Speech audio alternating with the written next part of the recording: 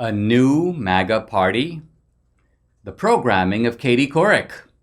Plus, I open up a boot shop in historian Kevin Cruse's rear end. This is the Dinesh D'Souza podcast. This episode is sponsored by MyPillow.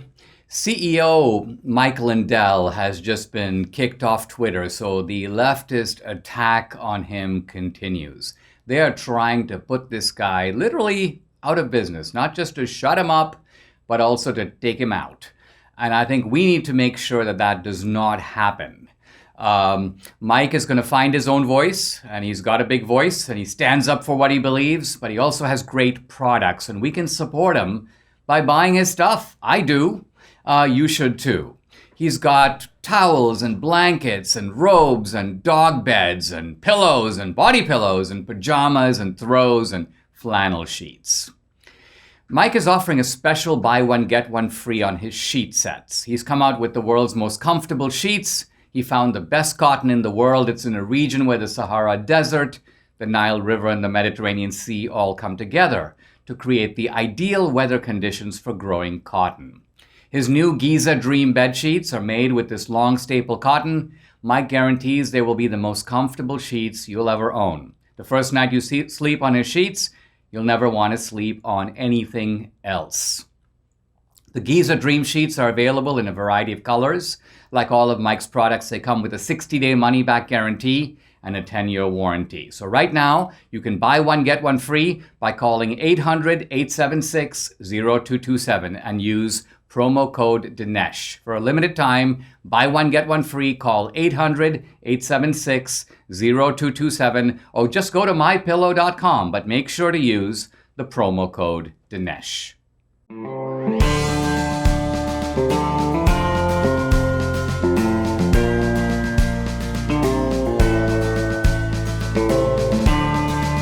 America needs this voice.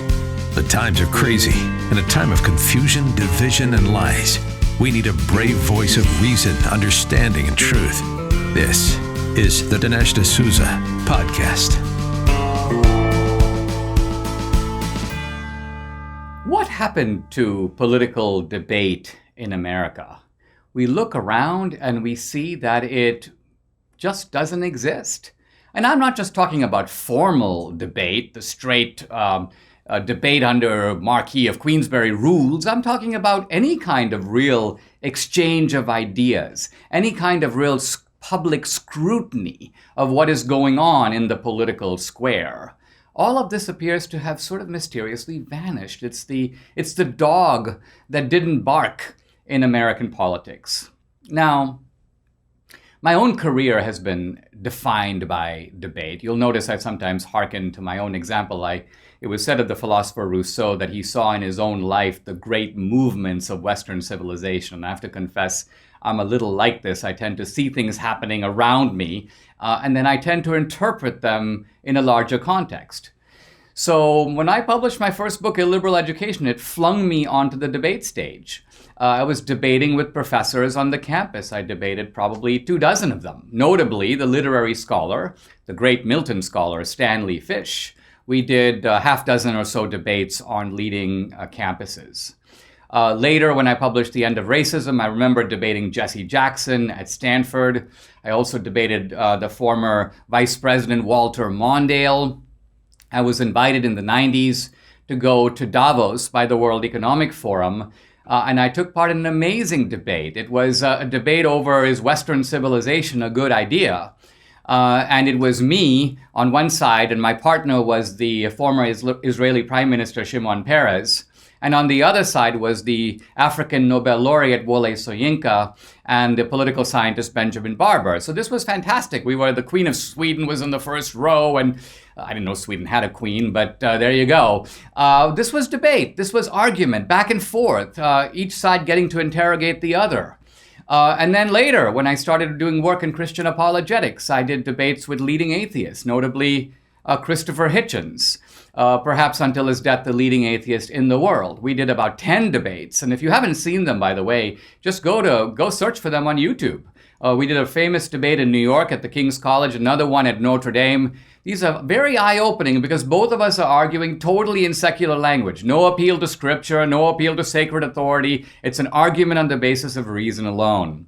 Now, I love this stuff. This is part of what's defined my career. I've never been afraid of opposition. In fact, I invite it.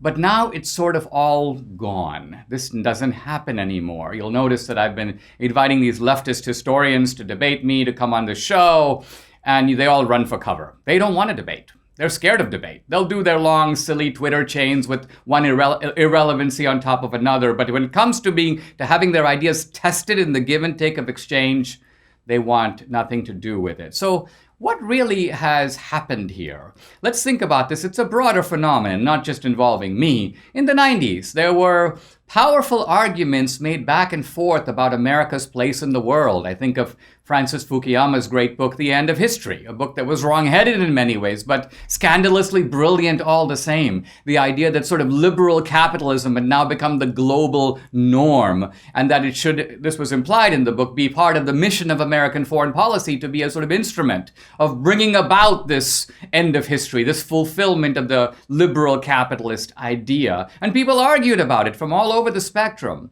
And then in domestic policy, there were arguments about taxes and arguments about the Laffer curve and arguments about welfare and so on. And now that's all gone. Now, essentially, you have nothing more than, we're going to raise the minimum wage. We think it's a good idea. We're going to open the borders. We think that's important. And the only justification is some emotional appeal. Look at all these kids in cages. So our immigration policy hinges on a visual image of a kid in a cage, even though those kids were actually put there by Obama. So it has to be somehow transplanted onto Trump. So what's up here? How did we get to this pathetic point where we can't even argue, where literally words themselves, reason itself, has ceased to be the adjudicator of our politics? In some ways, I think what we have seen is an emergence of a deep cynicism, and this is really true perhaps across the political spectrum, a deep cynicism in the idea of objectivity itself. Is there such a thing as truth? What can reason do, really? Is objectivity even a desirable norm?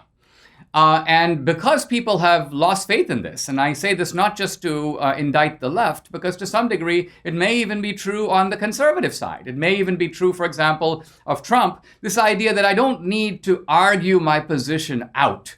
I just need to state it, and then I need to do it. And so it's kind of an assertion, you might almost say, of force, rather than an appeal to shared public reason. That I see having diluted on both sides, both on the right and on the left. But I think that the main culprit here is the left, because the left is the one that has attacked the idea of objectivity relentlessly. Who's to say what's true? This notion of intellectual and even moral and cultural relativism. But this attack on relativism is a ploy. This appeal to relativism is a ploy to do what? To justify the naked and raw assertion of power. Interestingly, this whole clash, which we may think is somewhat new, isn't it for the first time in Western history or in American history that the objectivity is being questioned, that people are saying that justice is simply the interests of the strong? But no, there it is in the first book of Plato's Republic. These are very ancient arguments in the West. In fact, if we think back to Socrates, we're sort of struck by Socrates' naive faith that when he asks simple questions, what is truth, what is justice, that Socrates believes that there is such a thing as truth. He may believe it's really hard to get at, and that ultimately he's the wisest man in Athens because he knows how little he knows. But even so, he never, you may say, loses faith in the notion that there is a quarry called truth, and that it is the job ultimately of the morally serious person to pursue it. Now his antagonist, Thrasymachus, later Callicles, denies this. Thrasymachus insists that justice is the interest of the stronger. To put it very bluntly, might makes right. And it's important to realize that had Thrasymachus and Callicles' position triumphed, the whole debate would come to an end. Because if might makes right, why argue? Why talk? All you have to do is beat the other guy up, and that's the end of the matter. But interestingly, even Callicles and Thrasymachus engage with Socrates. Even if they believe that might is right, they believe in arguing about it. Why? Because in a sense, they're not talking about physical strength. They're talking about intellectual might. Might, you may say, in the forensic sense. So where I'm going with this is that I think we've reached a pass in which the left is now, particularly because it feels it has a majority, not just a political majority, but a dominance in the culture. They don't need to talk. Words have lost their meaning for them. They just want to do things. And the reason they want to do them is because they want to do them and because it benefits them. So they are just going to ride roughshod over opposition. And in some senses, when they can, they'll even silence opposition. Why shouldn't they?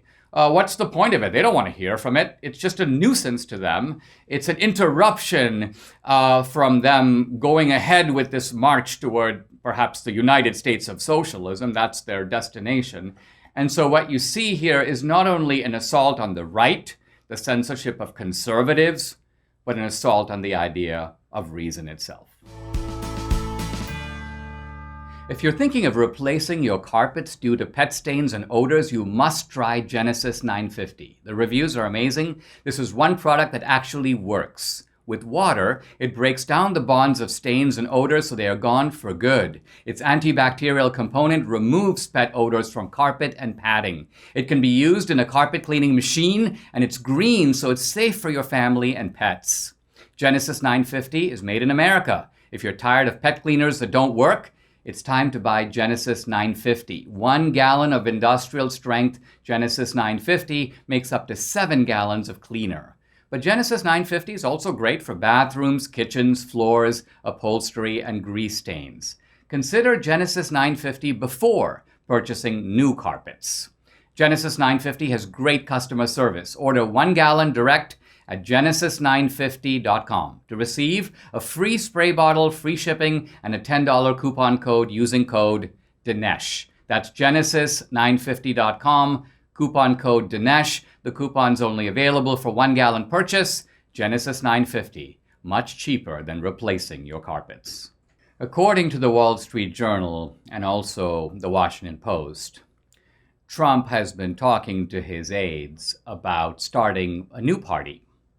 Perhaps it would be called the MAGA, the Make America Great Again Party, or perhaps the Patriot Party, but it would represent a third force in American politics. Now, this has already kind of lit everything abuzz. Everyone is talking about what would the implications be of a third party. To some degree, it's a dismaying idea to conventional Republicans for the simple reason that it could even eclipse the Republican Party. There's some surveys that suggest that the MAGA Party would be the second party and the Republican Party the third party in America. But before I go too far down this road, I want to hit the brake for a second and start with a very simple question that we rarely ask when we see these news reports. Are these reports true? If not, who concocted them and with what motive? So let's start with the reporting in the Washington Post. I have in front of me the article. Trump is apparently talking to his top aides, and evidently these top aides are talking to the Washington Post. That alone is fishy because the Trump team hates the Washington Post. So I right away begin to suspect that they have made the whole thing up. And my suspicions are fortified when we begin with statements like this: multiple people in Trump's orbit, multiple, who spoke on the condition of anonymity to discuss private conversations, say that Trump has told people that the third-party threat gives him leverage to prevent Republican senators from voting to convict him during the Senate impeachment trial. So the appeal to anonymous sources, decoded, we're making this stuff up, is to supply Trump with a supposed motive, and its motive is purely vindictive.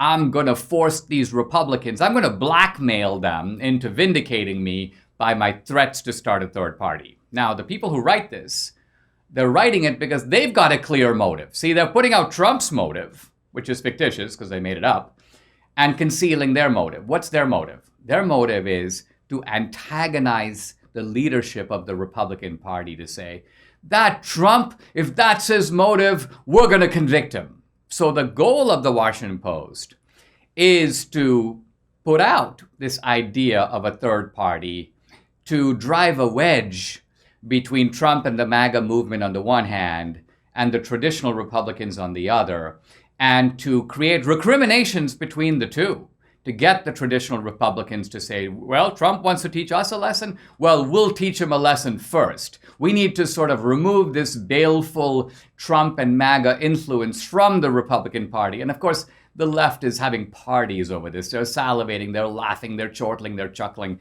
They would love to see it happen. Now, they know, and we should know. We're kind of the stupid party, so we're always late to figuring this stuff out. We're still thinking, oh my gosh, what if Trump starts a new party? Instead, we should be thinking that here is a case where this new MAGA party would be, in fact, a real response to the frustrations that many patriots, many Trumpsters feel about the way in which the Republican Party has treated them. It has treated them like upstarts. It has even implied that they are part of some racist terrorist movement. This is horrific to do to people who just voted for you, voted not just for Trump, but voted for Republicans up and down the line. So the MAGA movement has shown its loyalty to the Republican Party, and what does it get in return? So I'm not that surprised to see prominent Trumpsters. I mean, here is our buddy, my friend and Debbie's, Terrence Williams. I will be joining the Patriot Party. He's wrong. I'll try to talk him out of it, but I know why he feels that way. Here's a kid who sort of bet the ranch on Trump. Here's a kid that from an orphanage, and Trump spoke to him. He loves Trump, and he feels betrayed by the Republican Party. Here's Chad Prather, the radio host. I'm sick of Republicans and Democrats equally. I mean, what's crushing is that word equally. It's not that he's sick of Republicans, but he's even more sick of the Democrats. No, he's equally sick of them. They absolutely do not serve the American people. So this impulse is very understandable. And this is a big topic I don't want to, I'm not going to exhaust today. I mean, we can think back and realize how catastrophic a third party would be. It's not catastrophic in other countries, by the way. In parliamentary systems, you can have third parties and fourth and fifth parties.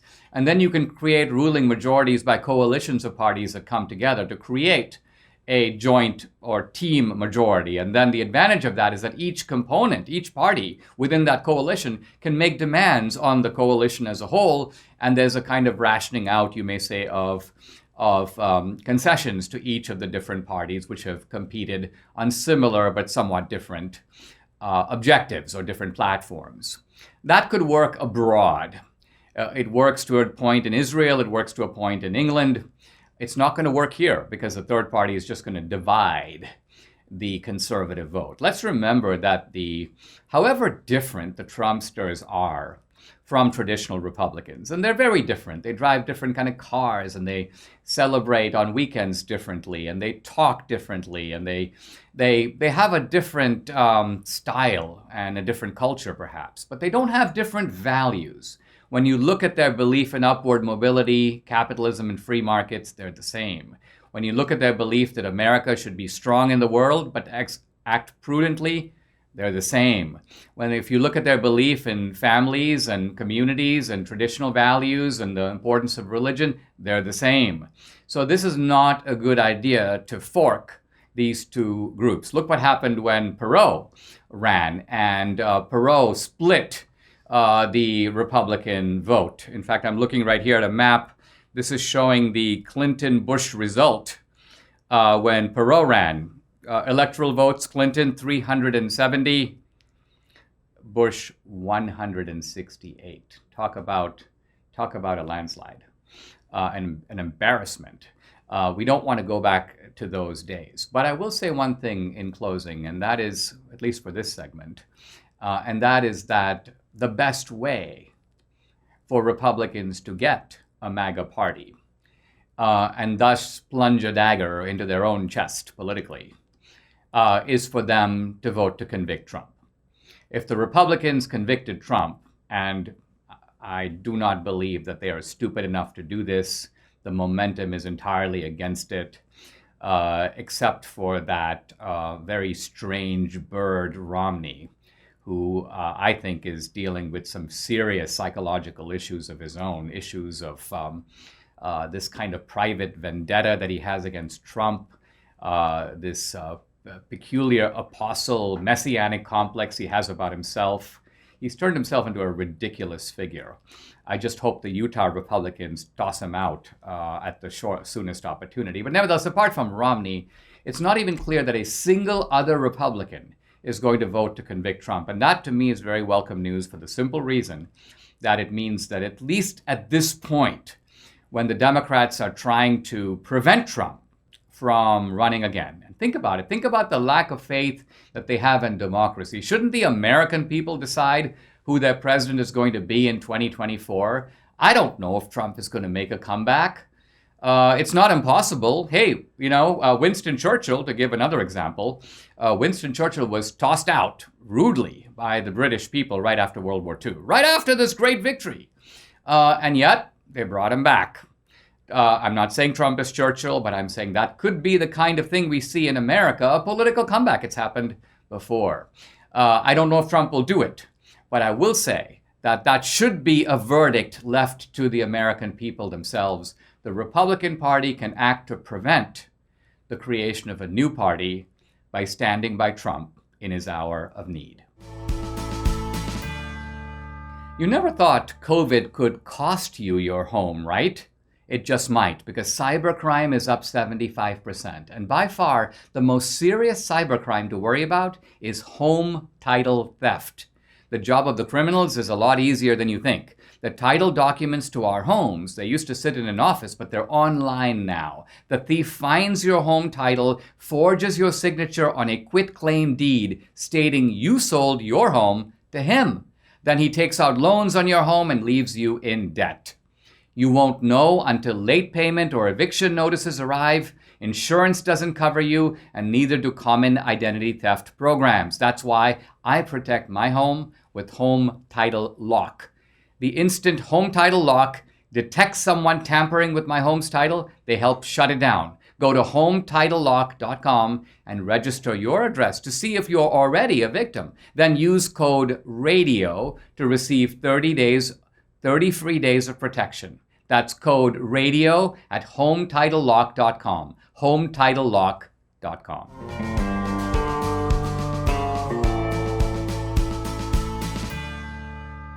Social media is now censoring the left. This will come as a surprise to many people, but it's occurring not just on Twitter, but also on Facebook. And it's more than an isolated case. Here are a couple of reports. There's a leftist complaining, "We have just confirmed," he says, "that Facebook has disabled the page of the International Youth and Students for Social Equality at the University of Michigan, as well as the accounts of all admins." And then kind of comically, "This is an unprecedented attack on the speech rights of an official campus student group." Yes, indeed. Here's the Socialist Workers' Party in Britain tweeting, "Facebook has shut down a major left-wing group in Britain. Why is Facebook silencing political activists who speak out for Palestine and Black Lives Matter? Read the press release here." Interesting. And then here in America, Disclosed TV reports, Twitter has suspended multiple Antifa accounts from its platform. And then in the New York Post, Twitter suspends Antifa accounts with more than 71,000 followers, meaning a bunch of accounts collectively with 71,000 followers. Now, what's really going on here? First of all, I think one immediate and interesting lesson for the left is, you know what? You cheered when social media was sticking it to the right. Then you were all about, oh yeah, it's hate speech, go for it guys, shut them down. And of course the censorship of the right has been vastly greater. Thousands of accounts, probably collectively millions of followers. So there's no equation here. But it is interesting when the left gets a taste of sort of its own medicine. The medicine it's been happily doling out now comes to haunt the left itself. And there could be a lot more than to come. The important point to realize for liberals and leftists is, listen, if it happens to you, you're not going to have any great recourse either. What does Mark Zuckerberg owe you? You think you have some leverage over him? What about Jack Dorsey? You can complain angrily in BuzzFeed, but what would he care about that? These digital moguls have this power over you, no less than over us. So that's kind of worth keeping in mind. But I want to think about the deeper ramifications of why it may be in the interest of the left to do this. Why it may be in the interest of the left to sort of stick it to Antifa. Maybe not shut Antifa down, but weaken Antifa. Keep Antifa less visible than it has been. And the answer is this. Antifa served a purpose when the left was out of power. In the same way, and there's a very close historical analogy here, in the same way that the brown shirts were very useful to the Nazis in the early years of the Nazi movement. This was true also of Mussolini's black shirts. But once Hitler came to power, and remember, we're not talking about the Holocaust so we're talking about the early rise of Nazi. Once Hitler came to power, he realized, I don't need these brown shirts anymore. In fact, they're kind of a problem for me. Ernst Röhm, the head of the brown shirts, is a very charismatic figure. He could become a legitimate rival to me. And if my muscle is over there, he could really be the power. He could be the power guy in Germany. Hitler realized, I actually do have troops. I don't need these street troops. I've actually got the police. I've got the German army. And so what does Hitler do? In the Night of the Long Knives, he arranges the murder, the arrest and then subsequently murder of Röhm. Essentially, he works to dissolve the brown shirts because he doesn't need them anymore. He now has the state itself to be his weapon. It could be that in America, the paramilitary arm of the Democratic Party, namely Antifa and Black Lives Matter, has become a little bit of an embarrassment, especially now that the left is all about, law and order, or we've got to arrest all these right-wing rioters. They can't really have Antifa guys setting fire to churches. This is not going to look good, and it's going to bring out the blatant double standard of the left. And so they may have decided, look, these guys are a little bit of an embarrassment now. Let's stop returning their phone calls. Let's shut a few of them down on social media. Once we're in power, the rules of the game are different. We're now at the mercy of one-party control and an agenda driven by tax and spend economics. I don't need to get into the social ramifications, but fiscally, expect compounded growth of our national debt and the systematic devaluation of the US dollar. So the real question is, what is your plan? What are you doing right now to protect your savings and your retirement? I'm excited to have Birch Gold Group as an advertiser because Birch Gold Group will help you diversify a portion of your savings, an IRA or eligible 401k, into an IRA backed by gold and silver. They are the premier precious metals IRA company in America with an A+ Better Business Bureau rating, countless 5-star reviews, and thousands of satisfied customers. There's a tidal wave of inflation coming. Gold is your hedge. Debbie and I are investing through Birch Gold, and you should too. Text Dinesh to 484848 for your free information kit on Precious Metals IRA or to speak with a Birch Gold representative today. Time is running out, but you can protect your savings now. Text Dinesh to 484848.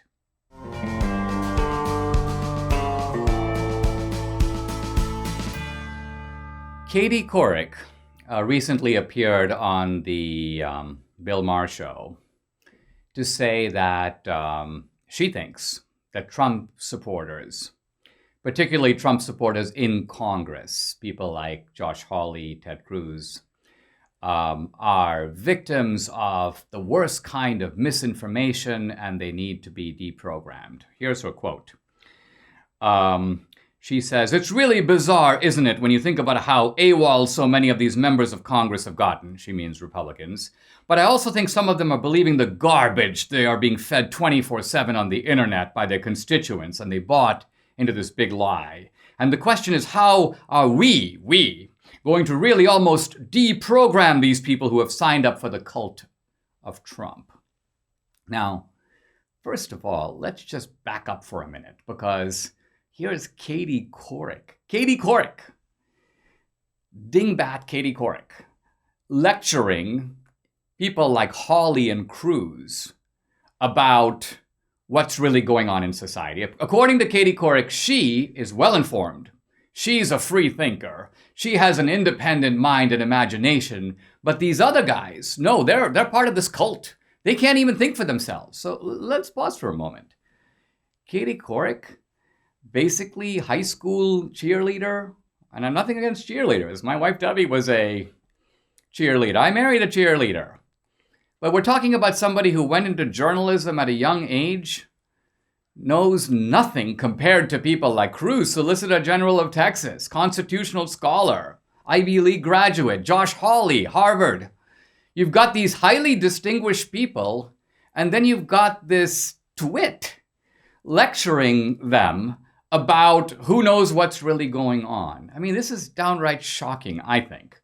Katie Couric reminds me a little bit of Meg Ryan in the movie French Kiss. She's actually a person of a very American type. People all around the world, who, by the way, have traveled, are cosmopolitan or sophisticated, see this type and react with a certain kind of almost cynical chortling, because you have the naive person telling the sophisticated person that they lack sophistication. Here's a little scene from the movie French Kiss where Kevin Kline, playing the sophisticated French guy, has to deal with the Katie Couric equivalent, Meg Ryan. Stomach is so sensitive. It's where I put all my stress. Oh!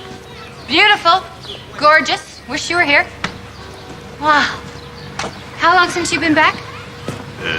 About 6 years. 6 years? Oh, is your family a nightmare or something? You know, I don't really want to talk about it, okay? Listen, a healthy person is someone who expresses what they're feeling inside. Express, not repress. In that case, you must be one of the healthiest people in the world. Now, Katie Couric wants to deprogram these Trump supporters. It's interesting to ask the question, how did Katie Couric get programmed? How did she become the leftist ideologue that she is? I don't think it's because she's thought it through and is committed. She's been reading Marcuse and she's been reading leftist tracts. No, not at all. It's the politics of social climbing. From a young age, you have this effervescent young woman who goes into journalism and she goes, what are the rules of the game here? How do I succeed? And she quickly realizes that you succeed by being a leftist. She realizes if you start talking about the communist plot, suddenly all the other journalists look at you and go, hey, Katie, I mean, are you from Iowa, really? In other words, the idea is that she's unsophisticated. She's a bit of a bore. But if Katie Couric then suddenly realizes that, if I start talking about the rising tide of homophobia in our society, everybody goes, Katie, man, wow, that's deep. So Katie realizes which way, you may say, which side of the bread carries the butter. In other words, how she is going to line herself up to get the kind of prizes and advancement that she needs. So this is what this is about. This is how these people become so dug in the leftist cause. It's not a commitment to ideology per se, it's a form of careerism for them. So the best thing that we can do in response is hurt their careers. Now, Katie Couric is in line to be the replacement for Alex Trebek on Jeopardy. She's been doing this she's been called upon to do guest hosting for Trebek. And she loves that idea. And that show, of course, has been kind of legendary. It's got a very devoted following. But here's the interesting thing. The following of Jeopardy is largely conservative. And there have been reports. I have one right here. This is from page 6 in the New York Post. The Jeopardy producers are very worried that their conservative-leaning audience is not going to be happy with Katie Couric. And I think this is an opportunity for us to teach them a lesson. Them meaning leftists. A lesson. It's time to cancel Katie Couric. Now, I realize that the moment I say this, people are going to be, and this is kind of the never Trumper chorus, oh, Dinesh, you're supposed to be against cancel culture. How is it that you're advocating cancel culture? This would be kind of like, the guy who goes up to Abraham Lincoln and says, oh, Mr. Lincoln, you were against the South resorting to force in the Civil War. How's it that you're resorting to force also? Well, Lincoln's answer is, I'm resorting to force to teach them a lesson. I'm resorting to force I'm using bullets, not because I believe in bullets, but because it is necessary to use bullets to return to ballots. That was Lincoln's position. My position, the left will learn that cancel culture is not a good idea when we start canceling some of them. So this is retaliatory action aimed at teaching the other side a lesson. And there's a way to do it. And that is not simply to talk about, oh, I'm not going to listen to our show. No. What you need to do is contact Sony. Sony has its offices in Culver City, California. And I'm about to give you the phone number. Here it is. 310-244-4000. 310-244-4000. If you're a Jeopardy listener and a viewer, as I am, I like the show. It's one of the few shows that actually has some ideas on TV. It's a show that engages the mind, how rare today. Hey, let's let Sony know what we think about having, dingbat Katie Couric step in for an intellectual show. This is an embarrassment. They can find better guest hosts or hosts than her. She is all about canceling other people. She's part of that left-wing movement. And it's about time that we give her a taste of her own medicine.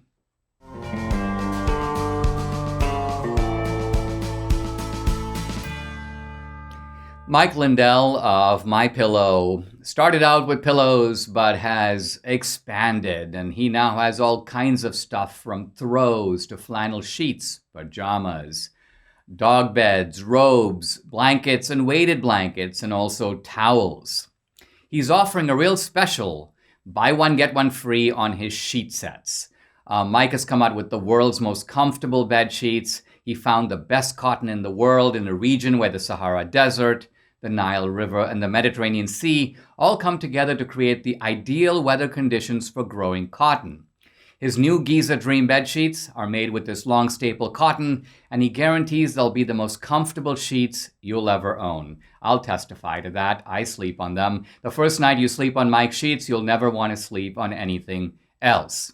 The Giza Dream sheets are available in a variety of colors. Like all of Mike's products, they have a 60-day money-back guarantee and a 10-year warranty. So right now, you can support Mike. You can sample his great products. You can buy one, get one free on the sheets by calling 800-876-0227 and use promo code Dinesh. For a limited time, buy one, get one free. Call 800-876-0227 or just go to mypillow.com. But make sure to use the promo code Dinesh. As many of you know by now, I'm in a sort of a one-man battle against a whole team of leftist historians and writers. It's one of me and about 150 of them, which I think is a little bit of an unfair fight. I mean, unfair to them. I think I need about 300 of them to be able to take me on. The 150 is just, for me, it's a little bit like Joe Louis knocking out the bum of the month. If my rhetoric seems a little intemperate, it actually matches theirs. They use very intemperate language. One of these professors, Manisha Sinha, basically acting as though I'm some sort of a stooge for Trump. Kevin Cruz, the historian, Dinesh, you pathetic fool. So this is their language. And in some ways, it inspires me to respond in kind. Yesterday, I guess I was a little harsh on Cruz. One of my friends in Texas goes, Dinesh, you really opened up a boot shop at his rear end. This is sort of Texan talk, meaning you gave him an intellectual thrashing. And I want to kind of continue this today, but continue in a sober tone. And so I'm not going to start with Cruz. I'm going to start with Nicole Hannah-Jones, the prime author of the New York Times' 1619 Project. Now, Nicole Hannah-Jones is not an historian. She's a journalist. She has a master's degree, I believe, in media or in education. It's kind of funny because when people like Cruz are talking about me, they're like, you're not a historian, you don't know anything. But of course, they welcome non-historians on their own side who are cheerleading for them. Well, Nicole Hannah-Jones is one of those. And she responds in the back and forth, responding to my comments about the 1776 Project. But she responds in a completely different tone. In fact, I think in a very reasonable tone. She responds to my argument that the left is hiding the crimes of the Democratic Party and trying to blame them on America in the following way. She says, and I'm now quoting her, I thought the 1776 Commission was supposed to be about American history. And last I checked, Democrats were Americans. No? So what she's really saying is, what's wrong with taking the crimes of the Democrats and attributing them to America? If the Democrats were the party of slavery, why don't we just say Americans did slavery? If the Democrats were the party of segregation, why don't we say America did segregation? Her point is that since Democrats are a subclass of a larger class of Americans, it's reasonable to put the onus or the blame on the whole society. And I think where she's going with this is then the whole society then owes blacks, and the whole society needs to pay in some form of reparations or affirmative action or other measures that are taken to cure the effects of these American sins. Now, of course, when we think about this, we realize that this is a very foolish way of looking at it. Because particularly when you have issues in which the subgroup, which is fighting for a cause, in this case, the cause of promoting slavery, promoting segregation, promoting Jim Crow, and they're being fought by other Americans who are on the other side. How can you put the blame on those Americans for these crimes that are committed by some people? You know, one can take a small example and try to consider this. Let's say, for example, Nicole Hannah-Jones I were to say that the Japanese were responsible for Pearl Harbor. And Nicole Hannah-Jones goes, no, the Asians were responsible. I go, no, the Asians didn't do it. The Japanese did it. She goes, yeah, but the Japanese are part of this larger subcategory called Asians. So there's nothing wrong with blaming the Chinese and the Indians and the Koreans for Pearl Harbor. And I'm like, yes, there is, because they didn't do it. When you are talking about assigning blame, it's very important. By the way, when there's any injustice, it's very important to correctly identify not just the victim, who is deserving of some compensation, but also the perpetrator, who is the one who should pay. The problem with saying, listen, the perpetrator belongs to this larger subgroup and the subgroup should pay, or the larger group should pay, is that you're now making innocent people pay for the crimes that they were not part of, that they were not involved in, that they didn't in fact do.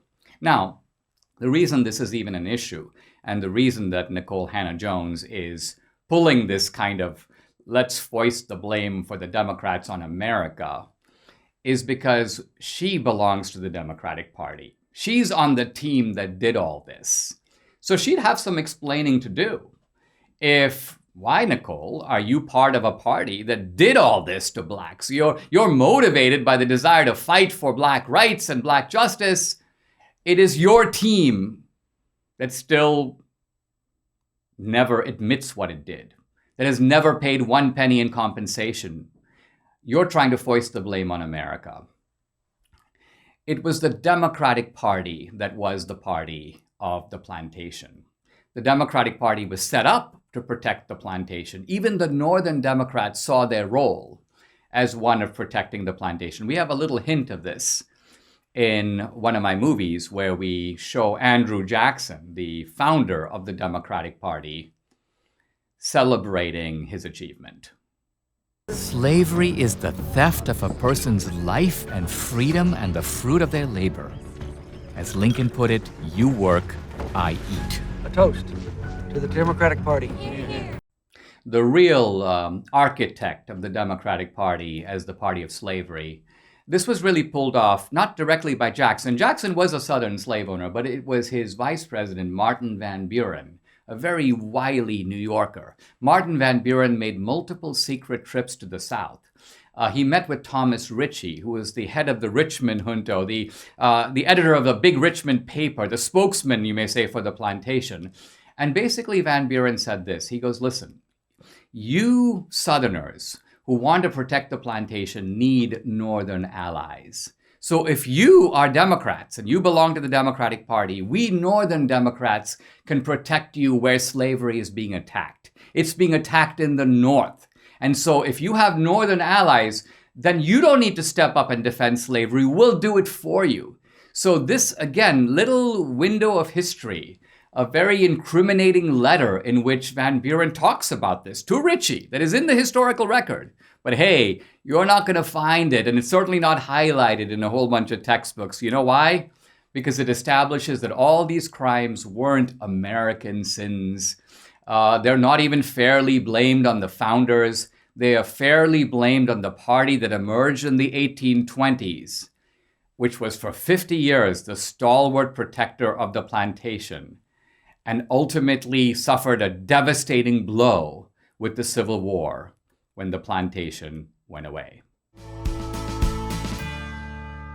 Got problems with the IRS? I got to tell you about a time not so long ago when the big bad US government tried to make an example out of me. I know firsthand the importance of having proper representation to protect your freedom as well as your finances from being taken by the IRS. Ryan, Danica, and the Christian folks at South Coast Tax will discuss your unique situation and create a tailored framework of how to attack the situation head on with the IRS and allow you a true fresh start. South Coast Tax has a settlement average of 3 cents on the dollar, or 97% reduction rate, along with an A+ rating with the Better Business Bureau. With 20 years of experience alone, Ryan told me he has yet to see a tax situation that has stumped him, and that's pretty impressive considering the size of the tax laws. Call Ryan at 800-TAX-3156 or check out their website, southcoasttaxresolution.com. And you'll see for yourself it will be the best move you ever made and the first step in getting your financial freedom back. That's 800-TAX-3156. Leftist historians, starting with Kevin Kruse at Princeton, have challenged me to provide even one example of textbooks that ignore or conceal democratic complicity, deep complicity, in the horrific crimes of slavery, segregation, Jim Crow, racial terrorism, and so on. Now, this is a very interesting battle because Kruse and others are actually admitting that the Democratic Party did all these things. They're just claiming that, yeah, of course we teach this, Dinesh. Of course we do mention it.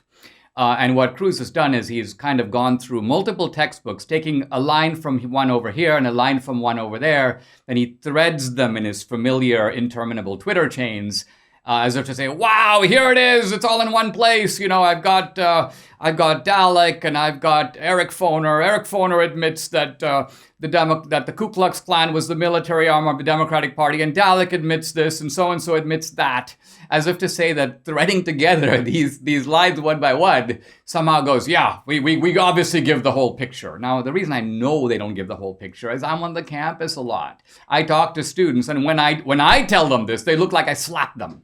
And I'm not just talking about students who are at the worst college. I'm talking about the students at the best colleges, the students of people like Kruse. If Kruse is teaching it, his students aren't getting the message. He's obviously an incompetent teacher because the message isn't getting through. But I think I need to continue my documentation of my point, and I'm going to pivot today by widening my line of attack, because it's one thing. It would take me forever to take one textbook and another textbook and do this. It would take me literally months. I can't do that. So what I'm going to do is I'm actually going to take big themes, and I'm going to ask, where are these themes being taught in major textbooks? I'm kind of going to flip the challenge on Kruse. He's challenging me to provide one example of a textbook. I've provided at least two. And now I'm going to talk about big themes that I believe are ignored in most, if not all, of the major textbooks. And I'm going to focus really in on an area that Kruse himself covers, and so do some of these other historians, which is the area of FDR, the era of segregation. But I'm going to talk really now about the worst form of racism, at least in the modern era, which is fascism and Nazism. Now, it turns out that fascism, Nazism, progressivism, and communism all emerged from the left. We know this because all the leading founders of fascism were on the left. And we also know it because the fascists on the left admired the progressives in America, and it was a mutual admiration society. Now, where do I get this from? Well, I get this from a whole bunch of sources. Here's one of them. This is the book, Three New Deals. It's by the German cultural historian Wolfgang Scheivelbusch, a book very little known and hardly taught in America, but a very telling book by a respected European historian. Here's another important source, John Patrick Diggins.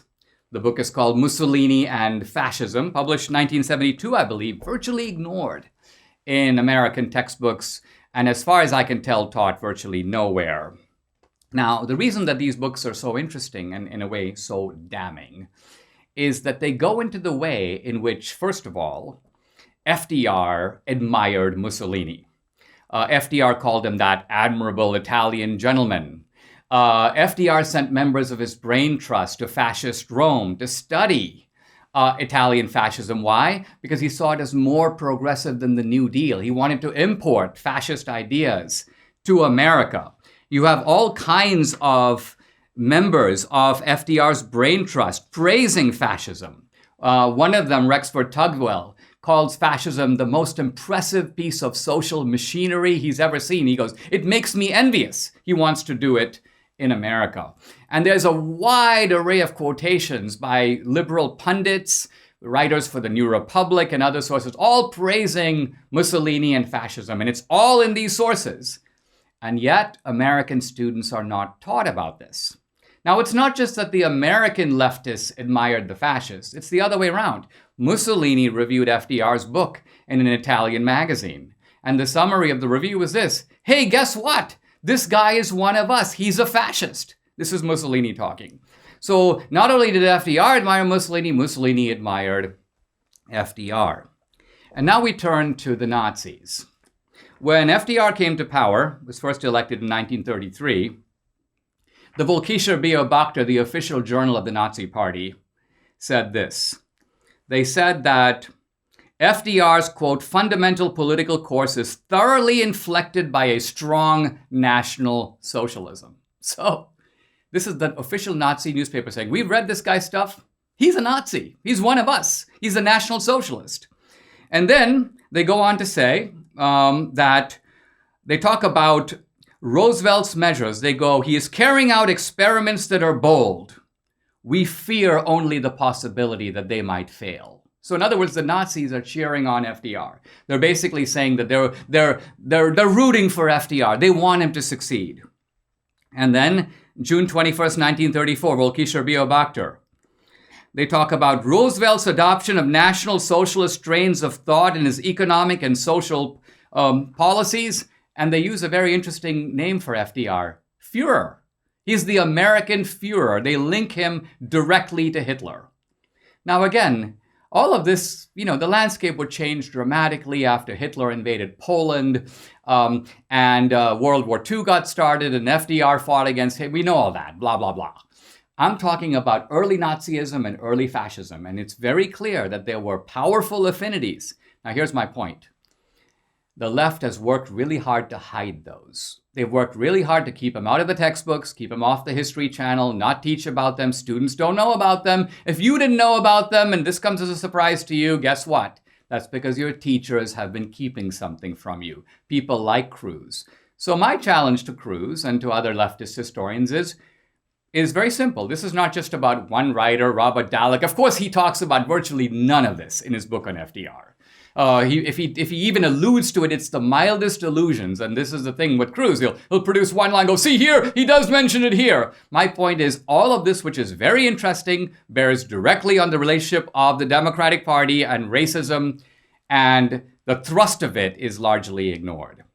Bottom line, the professors are indeed lying to you. And when we come back, I'll give an even more crushing example that, to my knowledge, appears in no American textbook. Want to belong to a senior organization you can trust? I want you to know about AMAC, the Association of Mature American Citizens. AMAC is the fastest growing conservative 50-plus organization in America. Over 2 million people have joined and now carry the AMAC membership card. AMAC was built by folks who feel the same way we do. We're not alone. AMAC believes in and stands up for the values that have made America great: faith, family, and freedom.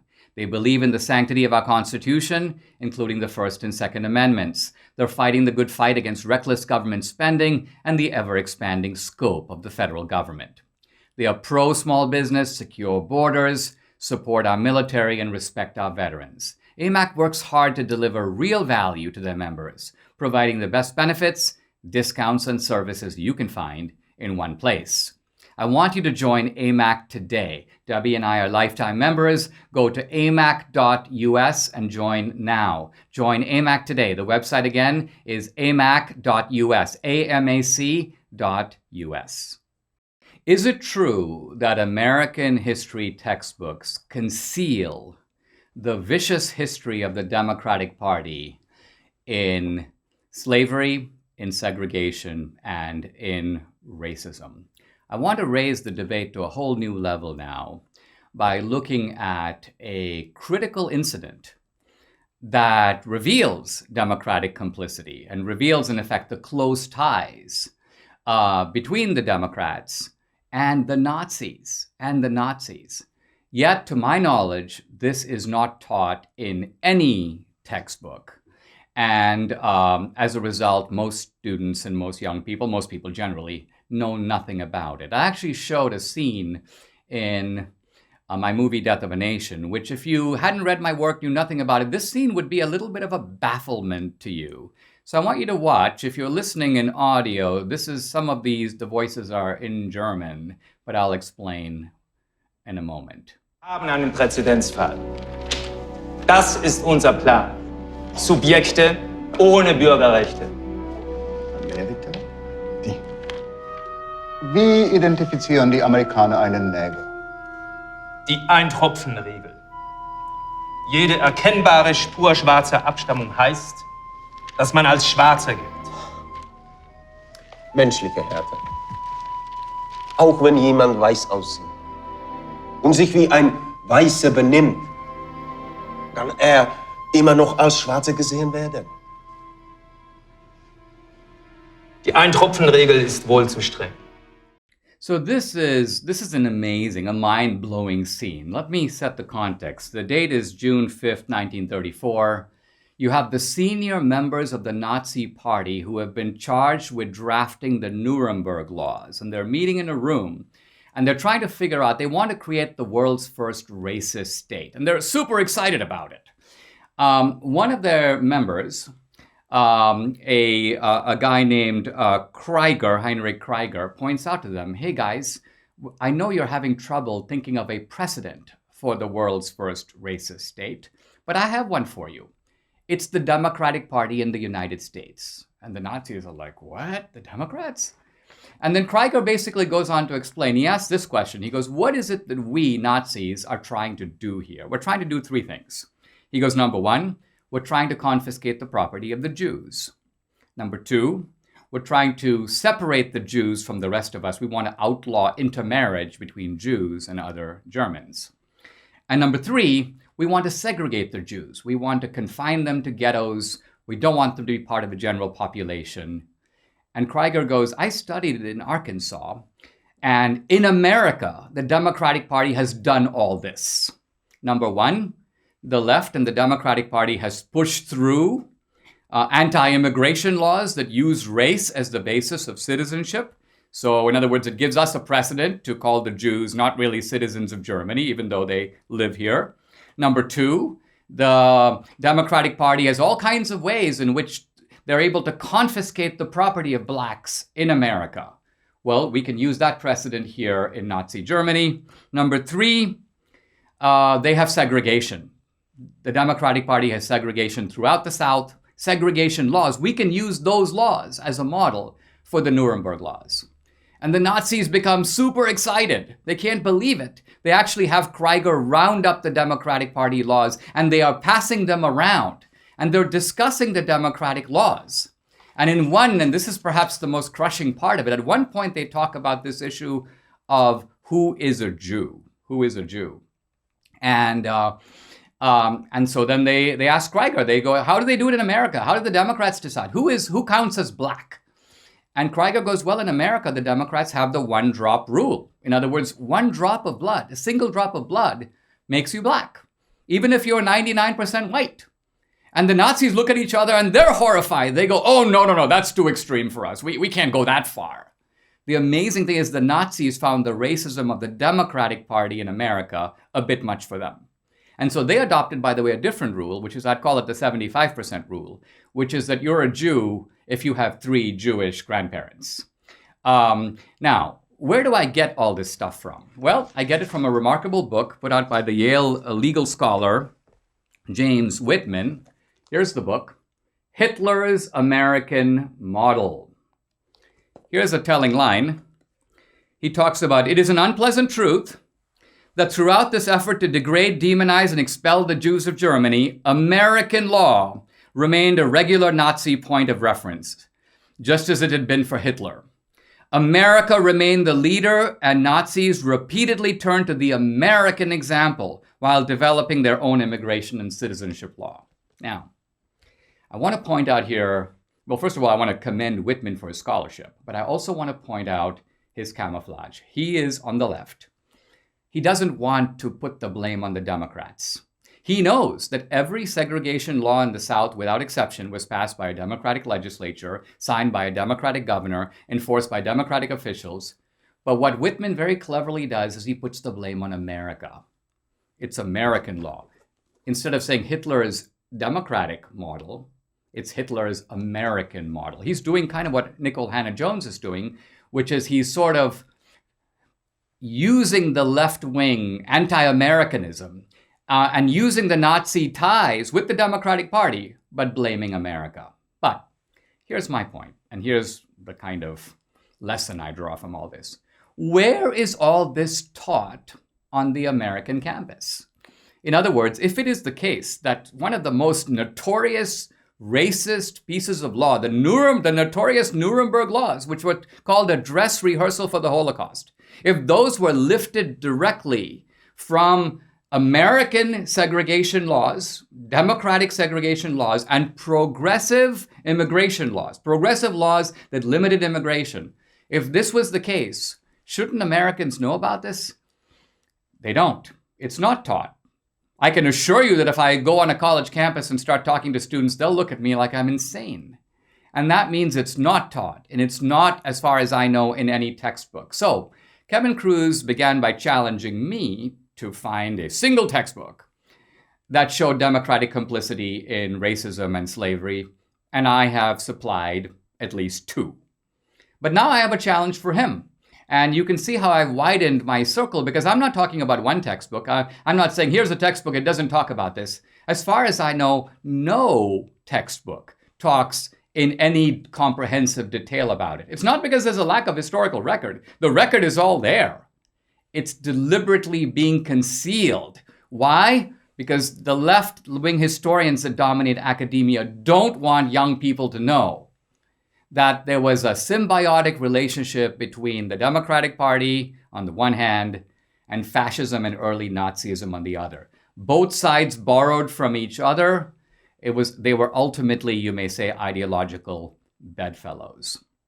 And so this is the sordid history of the left and the Democratic Party that is being concealed.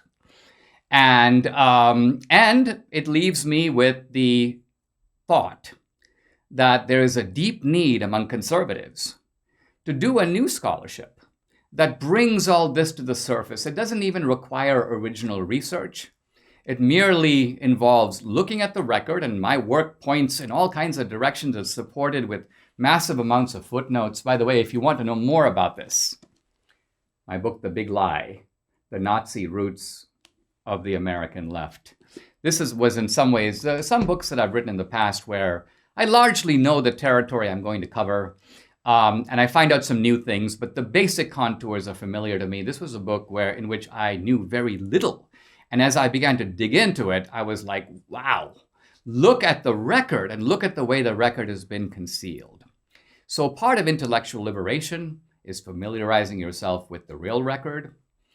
And when you do, you'll get the goods on the left and the Democratic Party.